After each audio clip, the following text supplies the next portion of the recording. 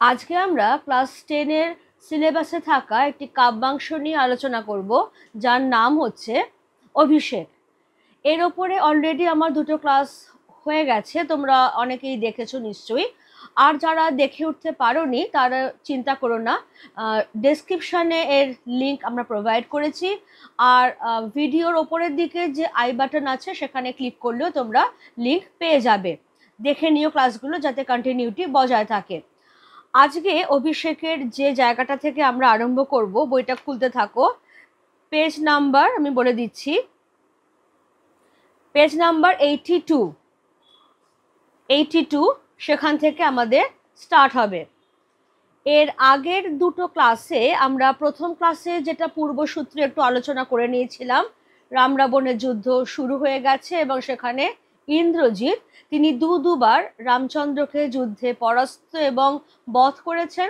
তারপরে তিনি যখন দেখেছেন যুদ্ধের আশঙ্কা নেই, তিনি তখন তার সুন্দরী স্ত্রী প্রমীলাকে নিয়ে নিজে প্রমোদ উদ্যানে বিলাস ব্যাসনে রত ছিলেন। এমন সময় তার ধাইমা প্রভাসা রাক্ষসীর ছদ্মবেশে দেবী লক্ষ্মী এসে তাকে জানাচ্ছেন রামচন্দ্র পুনর্জীবিত হয়েছেন, যুদ্ধ আবার শুরু হয়ে গেছে। ইন্দ্রজিতের অনুজ বীরবাহু তিনি সেই যুদ্ধে রামচন্দ্র কর্তৃক বধ হয়েছেন এবং সেই গভীর শোকে শোকপ্রাপ্ত রাবণ রাজা তিনি নিজেই যুদ্ধে যাবেন বলে সসৈন্যে প্রস্তুত হচ্ছেন। আর দ্বিতীয় পাঠে যেটা আমরা দেখেছিলাম, সেখানে আমরা দেখেছিলাম যে ইন্দ্রজিতের পক্ষে এটা মানে সহ্য করা বা মেনে নেওয়া খুবই কঠিন ছিল যে তিনি এদিকে প্রমোদ কাননে বিলাস ব্যাসনে রত, অথচ ওইদিকে শত্রু সৈন্য স্বর্ণলঙ্কা বেষ্টন করেছে এবং তার পিতা সম্পূর্ণ একা পড়ে গেছেন। সেই জন্যে তিনি রণসাজে সজ্জিত হয়েছেন এবং প্রমোদ উদ্যান থেকে স্বর্ণলঙ্কায় যাবার উদ্যোগ নিচ্ছেন। এমন সময় প্রমীলা এসে তাকে বাধা দেওয়ায় ইন্দ্রজিৎ তাকে সান্ত্বনা বাক্য শুনিয়েছেন যে তিনি শীঘ্রই রামচন্দ্রকে যুদ্ধে পরাস্ত এবং নিহত করে প্রমীলার কাছে ফিরে আসবেন।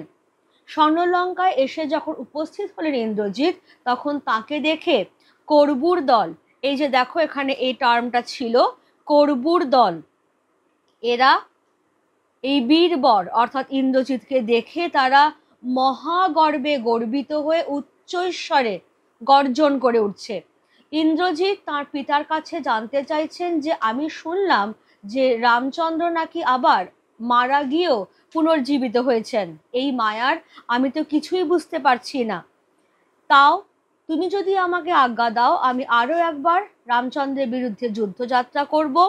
এবং তখন ইন্দ্রজিৎ কি করবেন, তিনি দারুণ অগ্নিবাণে রামচন্দ্রকে ভস্ম করে বায়ু অস্ত্রে তাকে উড়িয়ে দেবেন, বা যদি রাবণ রাজা বলেন তাহলে রামচন্দ্রকে বন্দি বানিয়ে রাবণ রাজার পদতলে এনে তাকে ফেলবেন।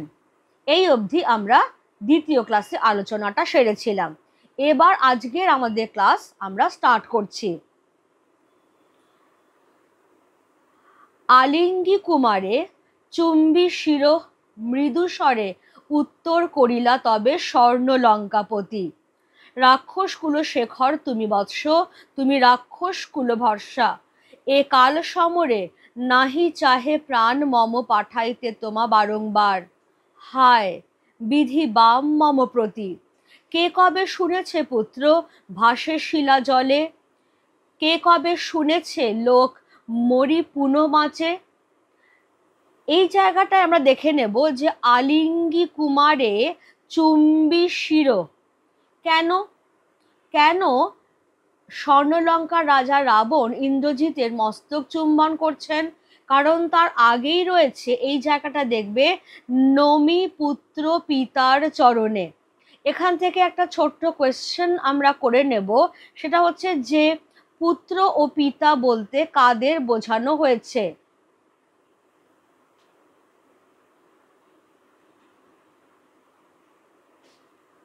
পুত্র ও পিতা বলতে কাদের বোঝানো হয়েছে?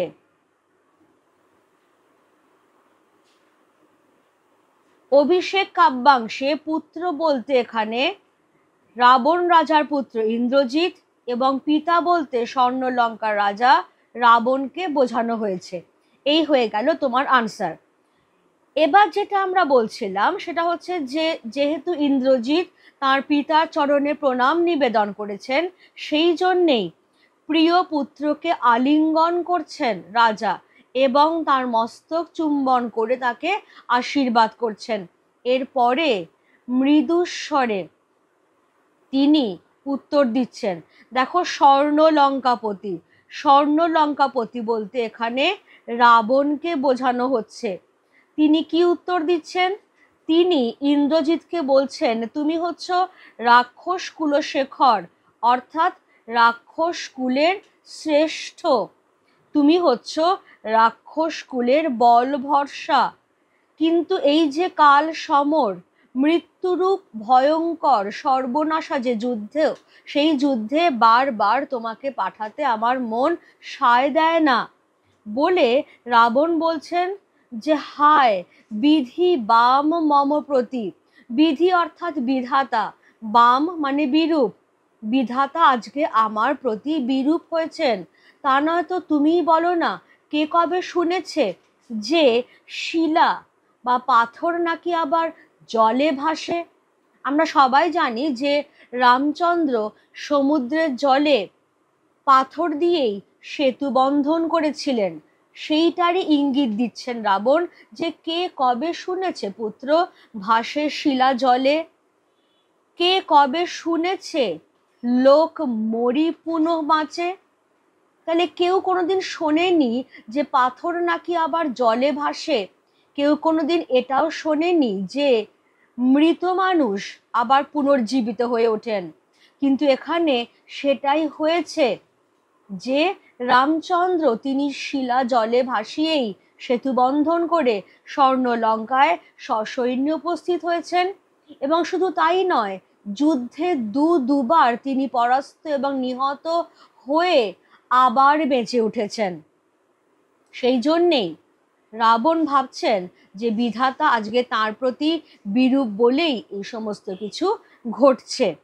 তাহলে এখান থেকে আমরা শব্দার্থ একটু ছোট্ট করে দু একটা নিয়ে নেব, যেরকম ভাবে আমি করাই। তোমরা অলরেডি আমার সিস্টেমটার সঙ্গে পরিচিত হয়ে গেছোই। সেটা হচ্ছে আজকে যেটা আমরা নেব, কাল সমর,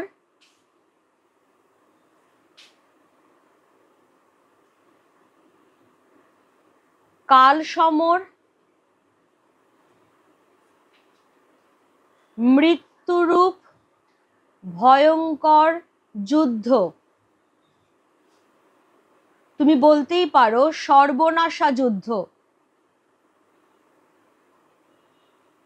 এইটা একটা নিলাম। নেক্সট বিধি।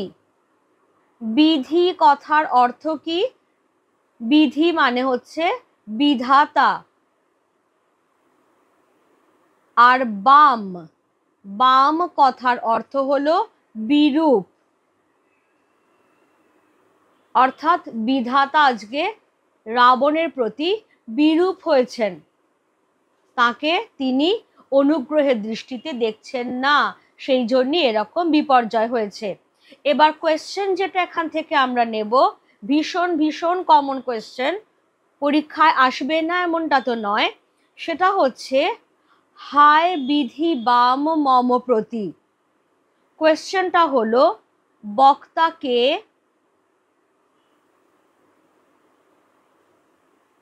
তার এরূপ উক্তির কারণ কি?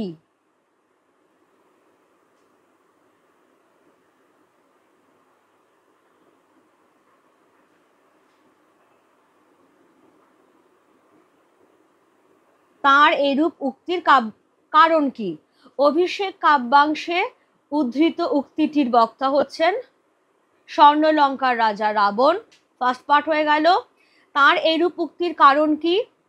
তিনি যে বলছেন যে কেউ কোনোদিন শোনেনি যে শিলা বা পাথর জলে ভাসে, কিন্তু এখানে সেটাই হয়েছে, শিলা জলে ভেসেছে এবং রামচন্দ্র যুদ্ধে মারা গিয়েও পুনর্জীবিত হয়েছেন। আর এই সব কারণেই লঙ্কায় বিপর্যয় ঘনিয়ে এসেছে।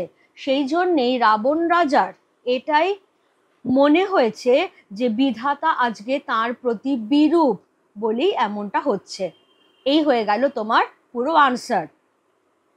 এবার এই উত্তর শুনে ইন্দ্রজিৎ কি বলছেন, এইখান থেকে শুরু করছি আমরা। উত্তরিলা বীর দর্পে অসুরারি রিপু, কি ছাড় সে নর, তারে ডরাও আপনি রাজেন্দ্র। থাকিতে দাস যদি যাও রণে তুমি, এ কলঙ্ক পিত ঘুষিবে জগতে। হাসিবে মেঘ বাহন, রুষিবেন দেব অগ্নি। দুইবার আমি হারানু রাঘবে, আর একবার পিত দেহ আজ্ঞা মোরে। দেখিব এবার বীর বাঁচে কি ঔষধে। এই জায়গাটা অবধি আমরা শেষ করলাম। অসুরারি রিপু, আমি অর্থটা ডেফিনেটলি দিয়ে দেব, একটু মানেটা বুঝে নাও। অসুরারি, অসুর যোগ অরি মানে অসুরদের শত্রু, রিপু মানে শত্রু, তাহলে অসুরদের শত্রু হচ্ছে রামচন্দ্র, রামচন্দ্রের শত্রু হচ্ছেন ইন্দ্রজিৎ, তাহলে অসুরদের শত্রুর শত্রু, অর্থাৎ ইন্দ্রজিৎ উত্তর দিচ্ছেন বীর দর্পে, বীরত্ব গর্বে গর্বিত হয়ে তিনি রাবণ রাজাকে উত্তর দিচ্ছেন যে রামচন্দ্র সামান্য একজন মানুষ, কি ছাড় সে নর, সে কি এমন ছাড় যে তাকে তুমি রাজেন্দ্র ভয় পাচ্ছ। যদি ভৃত্য সমপুত্র থাকতে তুমি যুদ্ধে যাও, তাহলে এই কলঙ্ক পিতা সারা জগতে রাষ্ট্র হয়ে যাবে, এবং মেঘ বাহন অর্থাৎ দেবরাজ ইন্দ্র হাসবেন আমার অক্ষমতায়, এবং আমাদের ইষ্টদেব অগ্নি তিনি রুষ্ট হবেন। আমি এর আগে দুবার রাঘবকে যুদ্ধে পরাস্ত করেছি, আর একবার পিতা, আর একবার তুমি আমাকে শুধু যুদ্ধে যাবার অনুমতি দাও। আমি দেখব এবার যে বীর, তথাকথিত বীর রামচন্দ্র এবার কি ওষুধে আমার বাণের আঘাত থেকে বেঁচে ফিরতে পারেন। কেমন? তাহলে এখান থেকে চট করে শব্দার্থ নেব আমরা ছোট্ট ছোট্ট কয়েকটা। সেটা হলো, বুঝতেই পারছো, প্রথমটাই নেব অসুরারি রিপু।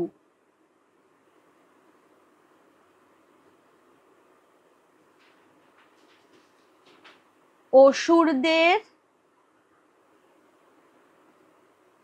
শত্রুর শত্রু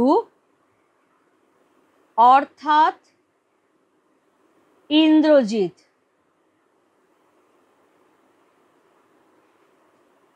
এবার হচ্ছে মেঘবাহন।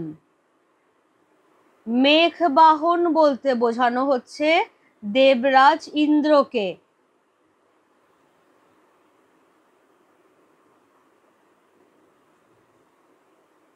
ব্যাস, এখান থেকে আর আমার কিছু শব্দার্থ এই মুহূর্তে দেবার নেই। এবারে আমরা টেক্সটে যাচ্ছি। এখানে আমি করেও দিচ্ছি যে অসুরারি রিপু কাকে বলা হয়েছে, কাকে বলা হয়েছে। উত্তরটা কিভাবে আসবে? অসুরারি রিপু কথার অর্থ হলো অসুরদের শত্রুর শত্রু, অর্থাৎ এখানে ইন্দ্রজিৎকে বোঝানো হয়েছে। এবার নেক্সট যে কোয়েশ্চেনটা, এ কলঙ্কপিত ঘুষিবে জগতে, কে কোন কলঙ্কের কথা বলেছেন?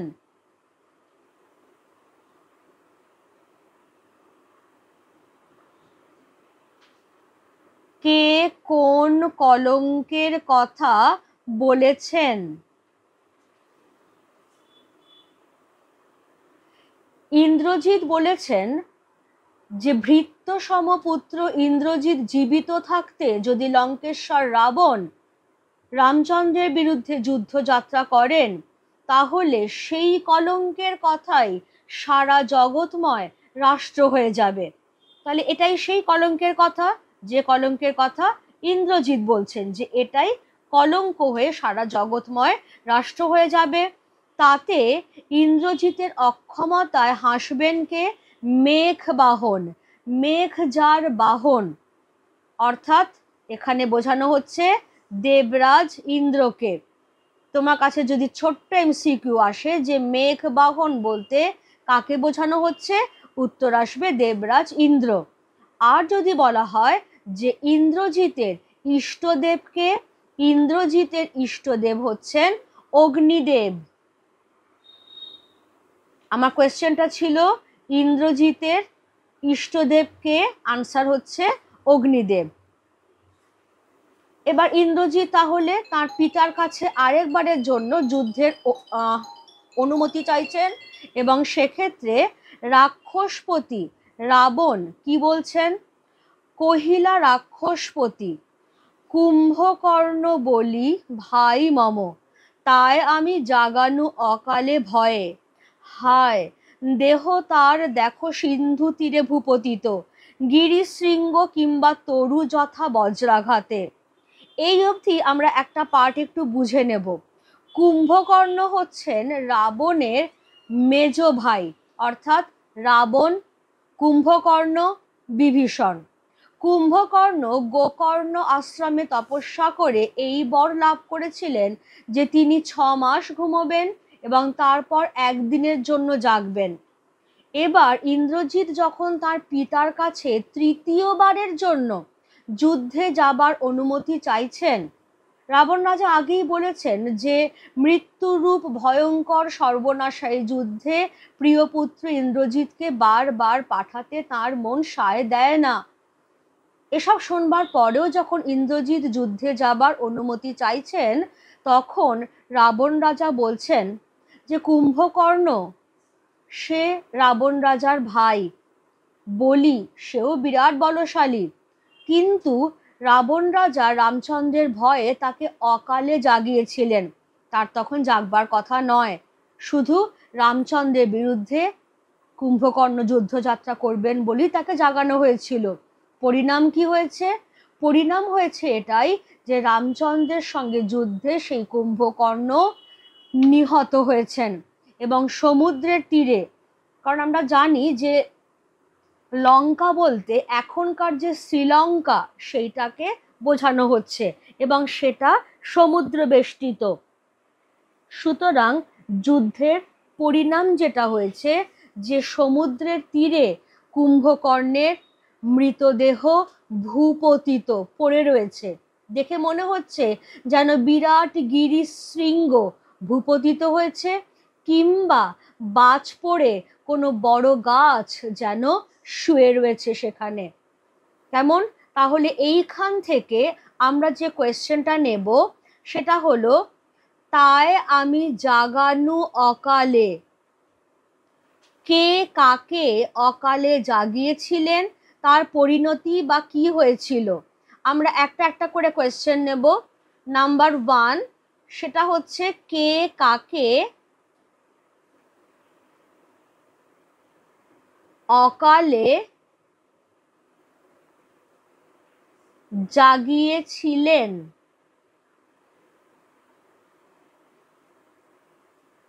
কে কাকে অকালে জাগিয়েছিলেন?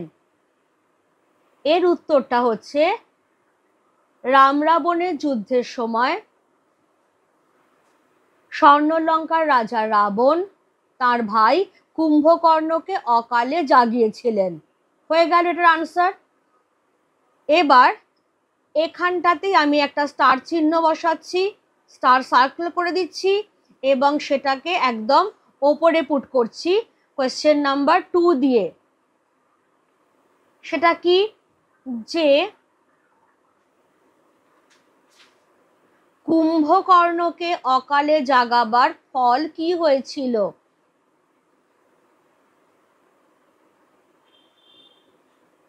কুম্ভকর্ণকে অকালে জাগাবার ফল কি হয়েছিল? ফল বলেও আসতে পারে, পরিণতি বলেও আসতে পারে। আনসার কি আসবে? রামচন্দ্রের ভয়ে রাবণ রাজা তিনি কুম্ভকর্ণকে অকালে জাগিয়েছিলেন এবং রামচন্দ্রের বিরুদ্ধে যুদ্ধে প্রেরণ করেছিলেন। পরিণাম হয়েছিল এটাই, রামচন্দ্রের সঙ্গে যুদ্ধে কুম্ভকর্ণ নিহত হয়েছিলেন এবং তার বিশাল দেহ সমুদ্রের তীরে যেন ভূপতিত গিরিশৃঙ্গের মতো কিংবা বজ্রাঘাতে পতিত বিশাল গাছের মতো পড়েছিল। এই হচ্ছে তোমার আনসার। এবার রাবণ রাজা বলছেন, তিনি তো কুম্ভকর্ণের পরিণতির কথা ইন্দ্রজিৎকে বলে দিলেন। তারপর তিনি কি বলছেন, তবে যদি একান্ত সমরে ইচ্ছা তব বৎস, আগে পুজো ইষ্ট দেবে, নিকুম্ভিলা যজ্ঞ সাঙ্গ কর বীরমণি, সেনাপতি পদে আমি বরিনু তোমারে। দেখো অস্তাচলগামী দীননাথ এবে, প্রভাতে যুঝিও বৎস রাঘবের সাথে, এতেক কহিয়া রাজা যথাবিধি লয়ে গঙ্গোদক অভিষেক করিলা কুমারে। তাহলে কুম্ভকর্ণের পরিণতির কথা তিনি ইন্দ্রজিৎকে জানালেন। তারপরে বললেন যে এর পরেও যদি তোমার রামচন্দ্রের বিরুদ্ধে যুদ্ধযাত্রার একান্তই ইচ্ছা হয়, তাহলে আমি তোমাকে বাধা দেব না। শুধু একটাই কথা বলবো, যে আগে তুমি তোমার ইষ্টদেবের পূজা সাঙ্গ করো।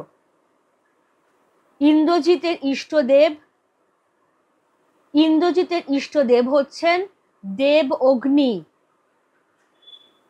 কোথায় তার পূজা সাঙ্গ করতে হবে? নিকুম্ভিলা যজ্ঞাগারে। লঙ্কার মধ্যেই এক গোপন স্থানে অবস্থিত ছিল নিকুম্ভিলা যজ্ঞাগার, যেখানে ইন্দ্রজিৎ যদি তার ইষ্টদেবের পূজা সম্পন্ন করতে পারতেন, তবে শিবেরই আশীর্বাদে তিনি অমরত্ব প্রাপ্ত হতেন, অর্থাৎ দেব দানব মানব কেউই তাকে কোনোদিন পরাস্ত করতে পারতেন না। তাহলে জায়গাটা হচ্ছে নিকুম্ভিলা যজ্ঞাগার এবং যজ্ঞটা হচ্ছে নিকুম্ভিলা যজ্ঞ। সেই জন্যেই বীরমণি অর্থাৎ বীর শ্রেষ্ঠ ইন্দ্রজিৎকে রাবণ বলছেন যে তুমি আগে নিকুম্ভিলা যজ্ঞাগারে গিয়ে তোমার ইষ্টদেবের পূজা সম্পন্ন করো, আমি তোমাকে সেনাপতি পদে বরণ করলাম। বরিণু মিন্স বরণ করলাম। বলে তিনি তাকে যুদ্ধের নিয়ম সম্বন্ধে অবহিত করছেন, যে দেখো দীননাথ, দীননাথ কথার অর্থ হচ্ছে সূর্য, যে সূর্য এখন অস্ত যাচ্ছেন, অস্তাচলগামী, সুতরাং এখন যুদ্ধ করা আর যাবে না। যুদ্ধের নিয়ম হচ্ছে আবার পরের দিন সকালে সূর্য উঠলে যুদ্ধ শুরু হবে। তাই বলছেন যে এখন সূর্য অস্তাচলে যাচ্ছেন, অতএব এখন আর যুদ্ধ হবে না, কালকে সকাল হলে তুমি রামচন্দ্রের সঙ্গে যুদ্ধ যাত্রা করো। এই বলে রাজা, রাজা অর্থাৎ রাবণ রাজা, তিনি গঙ্গোদক মানে গঙ্গা জল নিয়ে যথাবিহিত মতে তিনি ইন্দ্রজিৎকে সেনাপতি পদে অভিষিক্ত করলেন। কেমন? এবার আমরা শব্দার্থ নেব, সময় হয়ে গেছে শব্দার্থ নেবার। সেখানে আমরা যে ইম্পর্টেন্ট ওয়ার্ডগুলোর শব্দার্থ জেনে নেব, সেটা হচ্ছে দীননাথ। দীননাথ কথার অর্থ হলো সূর্য। নেক্সট এবার হচ্ছে গঙ্গোদক, ভীষণভাবে চাওয়া হয় গঙ্গোদক। গঙ্গোদক কথার অর্থ কি? গঙ্গা জল। এবারে আসি আমাদের মেন যে শব্দটা অভিষেক। অভিষেক কথার অর্থ হলো কোনো গুরুত্বপূর্ণ কাজে, কোনো গুরুত্বপূর্ণ কাজে বা পদে নিয়োগ, তাকেই বলা হয় অভিষেক। এখানে এই কাব্যাংশে যেটা হচ্ছে সেটা হলো রাবণ রাজা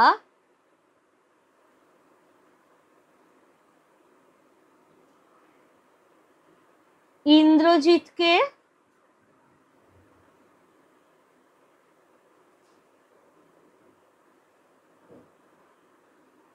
রাক্ষস দলের সেনাপতি পদে অভিষিক্ত করলেন। অভিষেক সম্পন্ন হলো তার। এবার চলে এসো টেক্সটে। আমরা বুঝে গেছি অলরেডি। এবার সেটা হচ্ছে যে রাবণ রাজা ইন্দ্রজিৎকে কি বলছেন? তিনি বলছেন যে তবে যদি একান্ত সমরে ইচ্ছা তব বৎস, আগে পুজো ইষ্টদেবে নিকুম্ভিলা যজ্ঞ সাঙ্গ করো বীরমণি। এই জায়গাটা থেকে আমরা যে কোয়েশ্চেনটা করব সেটা হচ্ছে যে যুদ্ধে যাবার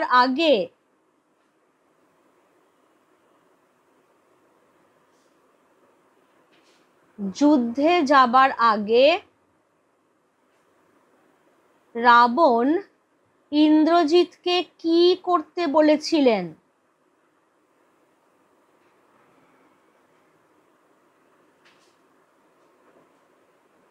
ইন্দ্রজিৎকে কি করতে বলেছিলেন? তোমার আনসার কি হবে? রামচন্দ্রের বিরুদ্ধে যুদ্ধে যাবার আগে রাবণ রাজা ইন্দ্রজিৎকে বলেছিলেন যে তিনি যেন তার ইষ্টদেব অগ্নিদেবের পূজা সম্পন্ন করেন, নিকুম্ভিলা যজ্ঞ সাঙ্গ করেন, তারপরেই যেন তিনি রামচন্দ্রের সঙ্গে যুদ্ধযাত্রা করেন। তাহলে এই যদি তোমার কোয়েশ্চেন হয়, আনসারটা কিন্তু আমি এখানে বলে দিলাম। এবার তিনি কি বলছেন, লাস্ট যে লাইনটা আছে এটা তুলে কোয়েশ্চেন ভীষণভাবেই আসে। অভিষেক করিলা কুমারে, কে কিভাবে কার অভিষেক করলেন? কে কিভাবে কার অভিষেক করলেন? স্বর্ণলঙ্কার রাজা রাবণ তিনি গঙ্গা জল নিয়ে যথাবিহিত নিয়ম মতে ইন্দ্রজিতের অভিষেক করলেন, সেনাপতি পদে তাকে বরণ করলেন। এই হয়ে গেল তোমার ফুল আনসার। আমাদের টেক্সটও এখানে শেষ। যার যেখানে বুঝতে অসুবিধা হবে আমাকে একবার জানিও কমেন্ট বক্সে লিখে। আর আগের পার্টগুলো যারা দেখোনি তারা দেখে নিও, ডেসক্রিপশনেও লিঙ্ক দেওয়া আছে, আর ওপরের আই বাটনে ক্লিক করলেও তোমরা লিঙ্ক পেয়ে যাবে। এবার আমরা এখান থেকে চলে যাব যে কোয়েশ্চেনগুলো পরীক্ষায় আসেই সেই ধরনের কোয়েশ্চেন আনসার নিয়ে একটু ডিসকাশনে। টেক্সট তাহলে আমাদের পড়া হয়ে গেল। এরপরে আমরা যেটা যাব সরাসরি কোয়েশ্চেন আনসারে। এমন কোয়েশ্চেন আনসার নিয়ে আমরা আলোচনা করব যেগুলো পরীক্ষাতে আসবেই আসবে। এবার দেখে নাও, অভিষেক যেহেতু একটা কাব্যাংশ, সেখান থেকে কিন্তু 4 ধরনের কোয়েশ্চেন্স তোমাদের আসবে। MCQ, SCQ, short answer type questions আর ব্রড কোয়েশ্চেন্স। এমসিকিউ, এসসিকিউ সেগুলো সবকটাই 1 নম্বর করে থাকবে, এবং যদি বই একটু ঠিকঠাক মতো পড়া যায়, খুঁটিয়ে পড়া যায়, তাহলে সেগুলোতে 1 নম্বর তোলা কোনো ব্যাপার নয়। এখান থেকে যেরকম আমি কয়েকটা স্যাম্পল দিয়েছি, এগুলো পরীক্ষাতে আসবেই সেরকম ধরে নিয়ে তৈরি করবে। এমসিকিউ যেটা ইনস্ট্রাকশন থাকে সঠিক উত্তরটি নির্বাচন করো, আর যেটা টেকনিকটা সেটা হচ্ছে যে এখানে কিন্তু তোমাকে পুরো বাক্যে উত্তর লিখতে হয় না। কোয়েশ্চেন নাম্বার দেবে, রাইট অপশন নাম্বার দেবে, আর অপশানটা লিখবে, ব্যাস এটুকুই যথেষ্ট। এটাই মাধ্যমিকের নিয়ম, একমাত্র এটাই নিয়ম। তাহলে এবার আমরা প্রথম কোয়েশ্চেনটাতে যাচ্ছি। সেখানে কি বলা হয়েছে, সঠিক উত্তরটি নির্বাচন করো। ইন্দ্রজিৎ প্রণমিয়া ধাত্রীর চরণে। ধাত্রী হলেন, 4টে অপশন রয়েছে, মন্দোদরী, প্রভাসা রাক্ষসী, চিত্রাঙ্গদা, প্রমীলা। আমি একটু চট করে তোমাদের সুবিধের জন্য বইয়ের হেল্প নিয়ে নেব। শুরুতেই সেখানে বলে দেওয়া হয়েছিল দেবী লক্ষ্মী ইন্দ্রজিতের ধাত্রীমাতা প্রভাসা রাক্ষসীর ছদ্মবেশে ইন্দ্রজিতের প্রমোদ কাননে হাজির হন। তাহলে ইন্দ্রজিতের ধাত্রীমাতা হচ্ছেন প্রভাসা রাক্ষসী। সুতরাং এখানে আমরা উত্তরটা কিভাবে করব, অপশন খ প্রভাসা রাক্ষসী।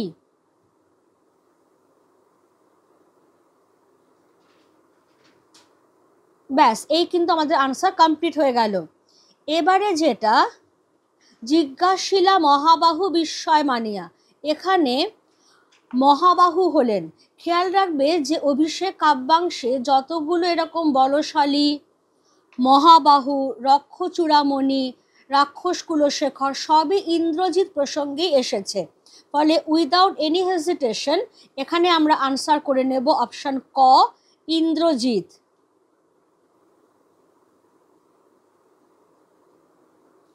এবারে চলে এসো 1.3, রোষে মহাবলী মেঘনাদ ফেলাইলা, সেন্টেন্সটা ইনকমপ্লিট রয়েছে। কি ফেলার কথা বলা হয়েছে? কুসুমদাম, কুণ্ডল, রণসাজ, কনক বলয়। এটার জন্য একটু বইয়ের হেল্প নিয়ে নেব, একটু গুলিয়ে যেতে পারে। এই জায়গাটা আমি সবাইকে দেখতে বলবো, ছেলে মেয়েদের। ছিড়িলা কুসুমদাম রোষে মহাবলী মেঘনাদ ফেলাইলা কনক বলয় দূরে। কেমন?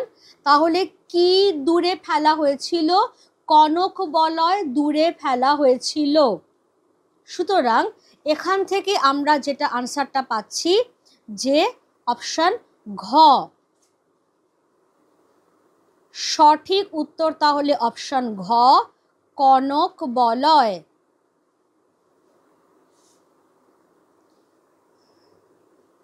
এবার দেখি আমাদের পরের কোয়েশ্চেনটা কি আছে।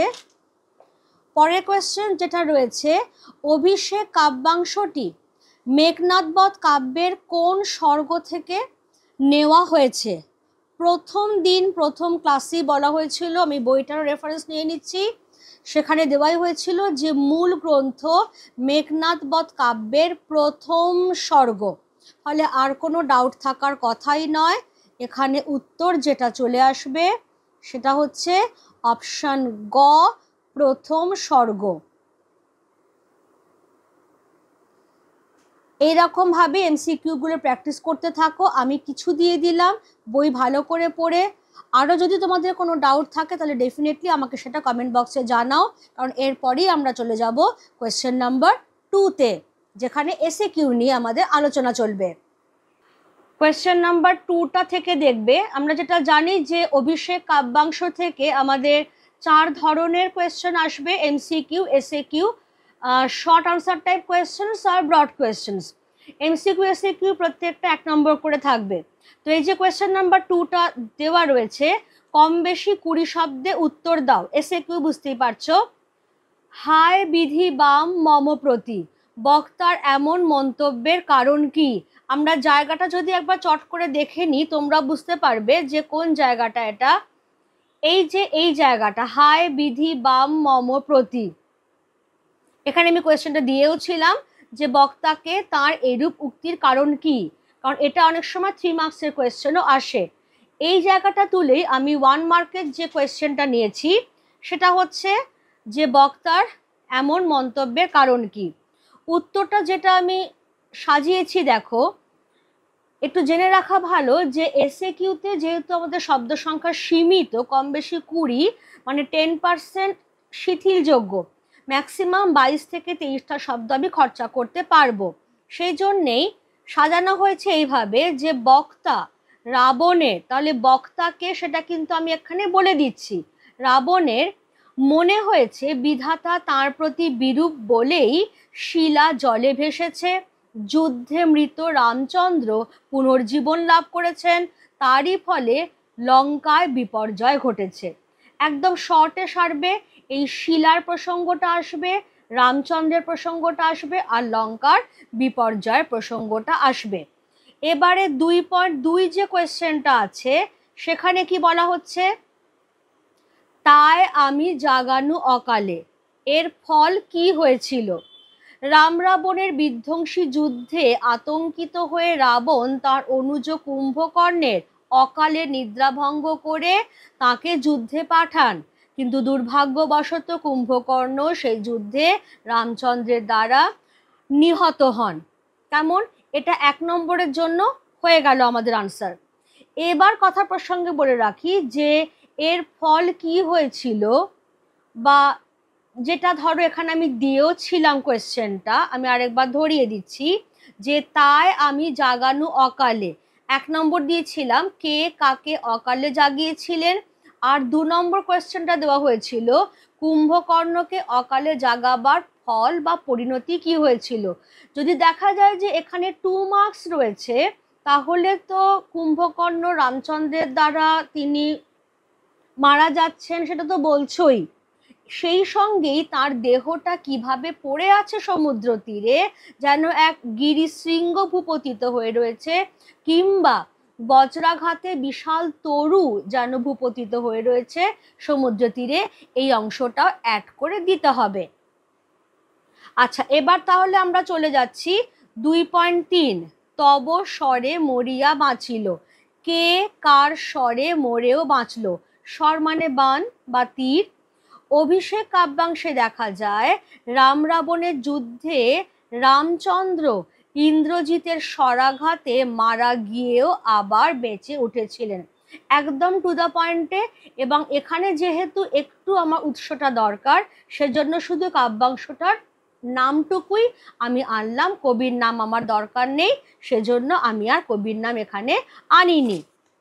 এবারে তাহলে আমরা চলে যাব স্ট্রেট অ্যাওয়ে আমাদের পরের কোয়েশ্চেনে। পরের কোয়েশ্চেন কি রয়েছে? হা ধিক মোরে, বক্তা নিজেকে ধিক্কার দিয়েছে কেন? জায়গাটা একবার চট করে আমি ধরিয়ে দেব, সবারই পড়া হয়ে গেছে, তবুও, কারণ টেক্সটটা বারবার না দেখলে তোমার জিনিসটা পুরো আত্মস্থ হবে না। দেখো এই জায়গাটায় হা ধিক মোরে, এইখানটায়, তাহলে কে বলা হচ্ছে বক্তা নিজেকে ধিক্কার দিয়েছে কেন? তাহলে এখানেও আমরা সেই কোয়েশ্চেনটা করতে পারি।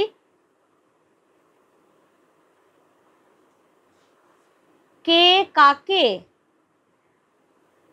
কেন ধিক্কার দিয়েছেন?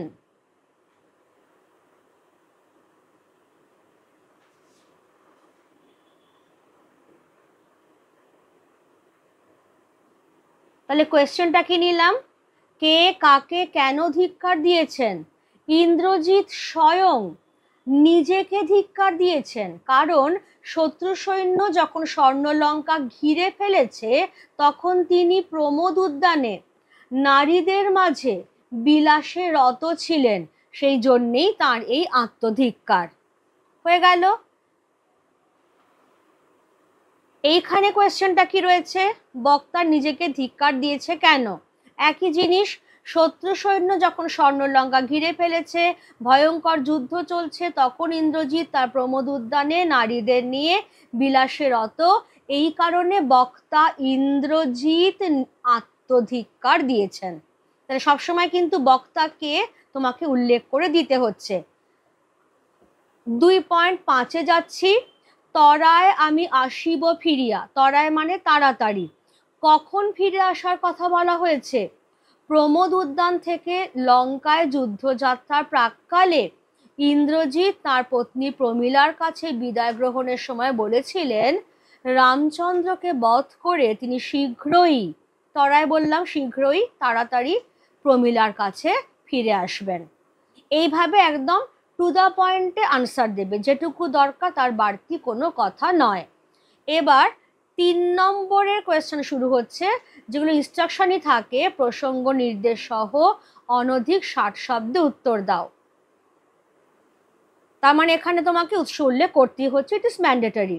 ঘুচাবো এ অপবাদ বোধি রিপুকুলে, বক্তাকে এখানে 1 নম্বর রয়েছে, কোন অপবাদের কথা তিনি বলেছেন এখানে 2 নম্বর রয়েছে।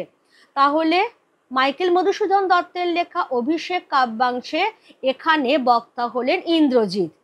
কোন অপবাদের কথা বলা হয়েছে?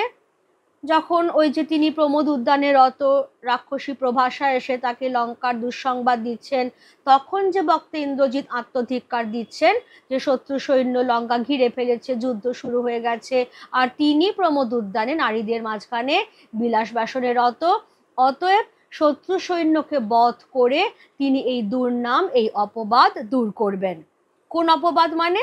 ওই যুদ্ধ চলছে এদিকে আর তিনি ওদিকে প্রমোদ উদ্যানে নারীদের সঙ্গে বিলাসে রত, এটাই হচ্ছে তার মতে অপবাদ বা দুর্নাম। এবারে যেটা 3.2, নমিপুত্র পিতার চরণে করজোড়ে কহিলা। পুত্র পিতাকে করজোড়ে কি বললেন? এই জায়গাটা আমরা আজকেই ক্লাসটা করেছি, সেখানে আমি এখানে বলেও দিয়েছি, দেখে নাও। নমিপুত্র পিতার চরণে, পুত্র ও পিতা বলতে কাদের বোঝানো হয়েছে? তাহলে পুত্র হচ্ছে লঙ্কেশ্বর রাবণের পুত্র ইন্দ্রজিৎ, পিতা হচ্ছে লঙ্কেশ্বর রাবণ, অবশ্যই উৎস উল্লেখ করছো। এবার পুত্র করজোড়ে কি বললেন সেটা তোমার পুরো এখান থেকে শুরু হবে, যে রাক্ষস কুলপতি রাবণকে তিনি জিজ্ঞাসা করছেন যে ইন্দ্রজিৎ শুনেছেন যে রামচন্দ্র নাকি মারা গিয়েও আবার বেঁচে উঠেছেন। ইন্দ্রজিৎ তো এই মায়ার কিছুই বুঝতে পারছেন না, কিন্তু যদি রাবণ তাকে অনুমতি দেন তাহলে তিনি পাপিষ্ঠ রামচন্দ্রকে সমূলে নির্মূল করবেন, অগ্নিবাণে তাকে ভস্ম করে বায়ু অস্ত্রে সেই ভস্ম উড়িয়ে দেবেন, বা যদি রাবণ আজ্ঞা দেন তাহলে রামচন্দ্রকে বন্দি বানিয়ে রাবণের পদতলে এনে ফেলবেন। এই পর্যন্ত তোমার আনসার কমপ্লিট হয়ে গেল। এবার চলে এসো 3.3, কহ দাসে লঙ্কার কুশল। কে কাকে জিজ্ঞাসা করেছেন? তাহলে এখানে কে হচ্ছেন? ইন্দ্রজিৎ। আর কাকে? ইন্দ্রজিতের ধাইমা প্রভাসা রাক্ষসীর ছদ্মবেশধারিণী দেবী লক্ষ্মীকে ইন্দ্রজিৎ এই কথা জিজ্ঞাসা করেছেন। এমন জিজ্ঞাসার কারণ কি? রাম রাবণের যুদ্ধে ইন্দ্রজিৎ দুবার রামচন্দ্রকে পরাস্ত এবং নিহত করেছেন। তারপর যখন তিনি ধরে নিয়েছেন যুদ্ধ শেষ হয়ে গেছে, তখন নিশ্চিন্ত মনে লঙ্কার অদূরেই নিজের প্রমোদ কাননে তিনি পত্নী প্রমীলার সঙ্গে প্রমোদ বিলাসে রত ছিলেন। এমন সময় সেখানে তার ধাইমা প্রভাসা রাক্ষসীর আগমন ঘটে। তাই ইন্দ্রজিৎ এর কারণ বুঝতে না পেরেই লঙ্কায় সবকিছু ঠিক আছে কিনা লঙ্কার কুশল সংবাদ তার কাছে জিজ্ঞাসা করেছেন। আই হোপ সবার কাছে আমি ক্লিয়ার করতে পারলাম এই পার্ট কোয়েশ্চেনের আনসারটা। তাদের কাছে ডাউট থাকবে ডেফিনেটলি আমাকে কিন্তু কমেন্টে জানিও।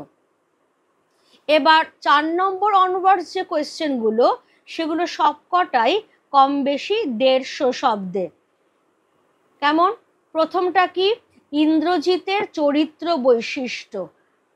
খুব খুব ইম্পর্ট্যান্ট একটা কোয়েশ্চেন। কি কি বৈশিষ্ট্য আছে ইন্দ্রজিতের চরিত্রের মধ্যে? বিনয়ী। কি করে আমরা পাচ্ছি সেটা? একদম শুরুতে তিনি তার ধাইমাকে দেখে স্বর্ণ সিংহাসন ত্যাগ করে উঠে দাঁড়াচ্ছেন, প্রণাম করছেন। আবার যখন পিতার সঙ্গে দেখা হচ্ছে তখনও তার চরণে প্রণাম নিবেদন করছেন। ফলে এই যে তিনি বিনয়ী, তিনি বড়দেরকে শ্রদ্ধা সম্মান জানাতে জানেন, সেইগুলো আসছে। তিনি অতীব বীর, বলশালী, বারবারই তাকে বীর চূড়ামণি, রক্ষশ্রেষ্ঠ এই সম্ভাষণে এই রকম বিশেষণে বিশেষিত করা হয়েছে, কারণ তিনি দুবার রামচন্দ্রকে যুদ্ধে পরাস্ত করেছেন। আত্মসমালোচনাকারী, ওই যে বলছেন না শত্রু সৈন্য স্বর্ণলঙ্কা ঘিরে ফেলেছে, অথচ আমি এখানে বামাদল মাঝে প্রমোদ বিলাসে রত, এটা আমাকে সাজে না, আমি দশানন রাবণের পুত্র ইন্দ্রজিৎ। ফলে এই যে আত্মধিক্কার দেওয়া, এই যে সেলফ ক্রিটিসাইজ করা, এই ব্যাপারটা তার মধ্যে কিন্তু আছে। যেটা আমার দোষ সেটা আমার দোষ, আমি সেটাকে স্বীকার করছি। ভ্রাতৃপ্রেম, বীরবাহু তার প্রিয় ছোট ভাই তার মৃত্যু সংবাদ তিনি সহ্য করতে পারছেন না, আর সেই জন্যেই শোক দুঃখ তো হচ্ছেই, তার সঙ্গেও বেশি হচ্ছে ক্রোধ। মহারোষে তিনি তার গলার ফুলের মালা ইত্যাদি সব ছিঁড়ে ফেলছেন, কর্ণকুণ্ডল খুলে ফেলছেন, হাতের সোনার বালা ছুঁড়ে দুলে ফেলে দিচ্ছেন। এইগুলো স্বদেশ প্রীতি, যখন স্বর্ণলঙ্কা শত্রু সৈন্য ঘিরে ফেলেছে, আবার যুদ্ধ শুরু হয়ে গেছে, তার পিতা নিজে যুদ্ধযাত্রার প্রস্তুতি নিচ্ছেন, তখন ইন্দ্রজিতেরও কর্তব্য হলো স্বদেশের পাশে গিয়ে দাঁড়ানো, এই ব্যাপারটা। আদর্শ স্বামী ও প্রেমিক, প্রমীলা যখন প্রমোদ উদ্যান থেকে ইন্দ্রজিৎ স্বর্ণলঙ্কায় যাবার জন্য রথে উঠতে যাবেন, তখন তার কাছে এসে করজোড়ে মিনতি করছেন তাকেও যেন ইন্দ্রজিৎ সঙ্গে নিয়ে চলেন। তখন ইন্দ্রজিৎ তাকে কি বলছেন, যে বীর ইন্দ্রজিৎকে প্রেমে জয় করে তুমি যে প্রণয়ের দৃঢ় বন্ধনে বেঁধেছ, কারোর সাধ্য নেই সেই বাঁধন কাটে। আমি রামচন্দ্রকে বধ করে শীঘ্রই আবার তোমার কাছে ফিরে আসব। এই যে সব দিকে তার কর্তব্য তিনি পালন করছেন, পুত্র হিসেবে, স্বামী হিসেবে, প্রেমিক হিসেবে, এই বিভিন্ন দিক একটা মানুষের চরিত্রের যে বিভিন্ন শেডস। পিতৃভক্ত ইন্দ্রজিৎ, তিনি পিতৃভক্ত, সেই জন্যেই তিনি কি বলছেন, তিনি তার পিতাকে কিন্তু যুদ্ধে যেতে দিতে চাইছেন না, বরং বলছেন যে ভৃত্যসম পুত্র ইন্দ্রজিৎ জীবিত থাকতে যদি রাবণ রাজা নিজেই যুদ্ধে যান, এটা একটা কলঙ্ক হিসেবে সারা জগতে রাষ্ট্র হয়ে যাবে, যেটা আমি চাই না। তুমি আমাকে আর একবার যুদ্ধে যাত্রা করবার অনুমতি দাও। এটা তো একটা আছেই। তারপর যখন রাবণ একটু ভীত, একটু সন্ত্রস্ত হয়ে বলছেন যে বিধি বাম মম প্রতি, তখন ইন্দ্রজিৎ তাকে বলছেন যে কি ছাড় সে নর।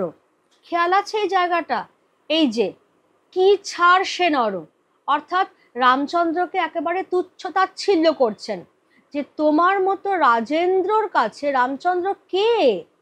ফলে এই যে পিতৃভক্তির পরিচয় আমরা পাচ্ছি। আর সবচেয়ে বড় কথা, স্বদেশের মান মর্যাদা রক্ষায় অতন্দ্র প্রহরী হিসেবে কাজ করছেন ইন্দ্রজিৎ। সেই জন্যেই মাইকেল মধুসূদনের কাছে তিনি হচ্ছেন ফেভারিট হিরো, রামচন্দ্র কিন্তু নন। এবার আমরা চলে যাব আমাদের নেক্সট কোয়েশ্চেনে, 4.2, যেটা নমি পুত্র পিতার চরণে করজোড়ে কহিলা। পিতা ও পুত্রের পরিচয় দাও। এবার এই কোয়েশ্চেনটা ভীষণভাবে আসে, এটা তো আমরা আলোচনা করেই নিলাম, 1 নম্বর আছে সেই অনুযায়ী। প্রাসঙ্গিক উদ্ধৃতি সহ উভয়ের কথোপকথন নিজের ভাষায় লেখো। এখানটা আমি জাস্ট একটু কাটছি, দেখে নিও বানানটা। কথোপকথন। তাহলে এরপর থেকে, অর্থাৎ পুত্র যখন থেকে পিতার চরণে প্রণাম নিবেদন করলেন, সেখান থেকে শুরু করে একেবারে শেষ পর্যন্ত, মানে তোমার আনসারটা শুরু হচ্ছে এইখান থেকে, যেখানে আমার পেনটা দাগ দেওয়া রয়েছে, টিকমার্ক করলাম ছোট্ট করে, এবং শেষ হচ্ছে একেবারে এইখানটাতে গিয়ে, যে এখন সূর্য অস্ত যাচ্ছে, এখন যুদ্ধ করবার নিয়ম নয়, কাল সকালবেলা সূর্যোদয় হলে তুমি রামচন্দ্রের সঙ্গে যুদ্ধযাত্রা করো। রাবণের এই কথা দিয়েই উভয়ের কথোপকথনটা শেষ হচ্ছে। এই পুরোটাকে সংক্ষেপে আনবে, কিন্তু মোস্ট ইম্পর্টেন্ট যেটা, প্রাসঙ্গিক উদ্ধৃতি, কোটেশনের ব্যবহার করতে হবে যেখানে যেরকম দরকার। এই কোয়েশ্চেন কিন্তু মাধ্যমিকে অন্তত এভরি অল্টারনেট ইয়ার এই কোয়েশ্চেনটা আসে, আজই ভালো করে একবার দেখে নিও। 4.3, সাজিলা রথীন্দ্রর সর্ব বীর আভরণে। রথীন্দ্রর সর্ব বলতে কাকে বোঝানো হয়েছে? 1 নম্বর কোয়েশ্চেন, উৎস উল্লেখ করে বলবে ইন্দ্রজিৎকে বোঝানো হয়েছে। এই প্রসঙ্গে কবি যে পৌরাণিক ঘটনার উল্লেখ করেছেন তা আলোচনা করো। আমি একবার ধরিয়ে দেব, ধরিয়ে দিলেই সবার স্ট্রাইক করবে যে হ্যাঁ আমি এটা আগেই পড়িয়েছি। দেখো এই জায়গাটা, পৌরাণিক প্রসঙ্গ বলে একটা হচ্ছে হৈমবতী সুত যথা নাসিতে তারকে মহাসুর, 1 নম্বর করাই রয়েছে। আর 2 নম্বর হচ্ছে যথা বৃহন্নলা রূপী কিরীটি বিরাট পুত্র সহ উদ্ধারিতে গোধন সাজিলা সুর সমী বৃক্ষ মূলে। যে আলোচনাটা আমি করেছিলাম সেই আলোচনাটাই এখানে ডিটেলে দেবে। আর 5 মার্কসের কোয়েশ্চেনে তুমি যদি একটু কোটেশনের ব্যবহার করো তাহলে সেটা আরও মার্কস ক্যারি করবে, এটা বলাই বাহুল্য। কারণ এক্সামিনারের চোখে তুমি একটা আলাদা গুরুত্ব পাবে যে হ্যাঁ এই ছেলেটি বা এই মেয়েটি বইটা বা টেক্সটটা খুব ভালো করে পড়েছে। তাহলে এই পর্যন্তই আমাদের আজকের ক্লাস শেষ হলো। কারোর যদি কোনো বক্তব্য থাকে বা জিজ্ঞাসা থাকে সে অতি অবশ্যই আমাকে জানিয়ে